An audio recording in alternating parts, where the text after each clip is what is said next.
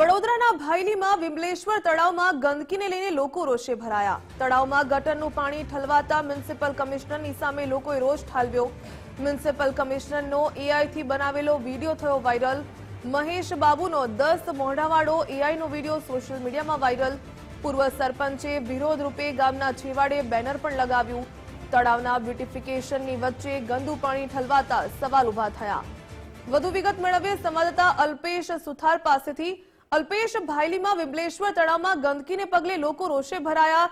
AI video viral થયો, આ સમગ્ર મામલો શું છે?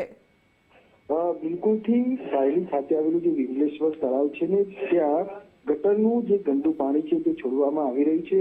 આ અહેવાલ છે તે ગુજરાત ફર્સ્ટ દ્વારા પણ 26 તારીખે દર્શાવવામાં આવ્યો હતો। તેમ છતાં પણ તંત્ર ક્યાંક ને ક્યાંક નિંદ્રામાં હતું। તેને જ લઈને હવે સ્થાનિકો છે તેમાં પણ રોષ જોવા મળ્યો છે, કારણ કે અવારનવાર રજૂઆત બાદ પણ આ જે ગટરનું પાણી છે તેનો નિકાલ કરવામાં નહોતો આવતો। તળાવના એક તરફ તળાવનું બ્યુટિફિકેશન પણ ચાલી રહ્યું છે, તેમ છતાં પણ આ જે ગંદુ પાણી છે તે તળાવમાં છોડવામાં આવી રહ્યું છે। એટલે બિલકુલથી સવાલો અહીંયા ચોક્કસથી ઉભા થાય છે કે એક તરફ લાખો રૂપિયા ખર્ચી અને બ્યુટિફિકેશન કરવામાં આવે છે, ત્યારે બીજી તરફ એ જ તળાવની અંદર ગંદુ પાણી છોડવામાં આવે છે।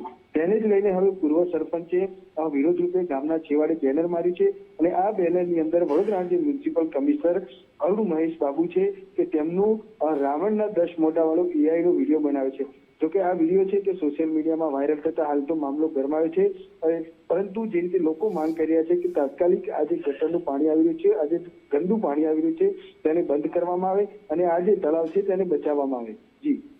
જી અલ્પેશ, ધન્યવાદ જાણકારી બદલ।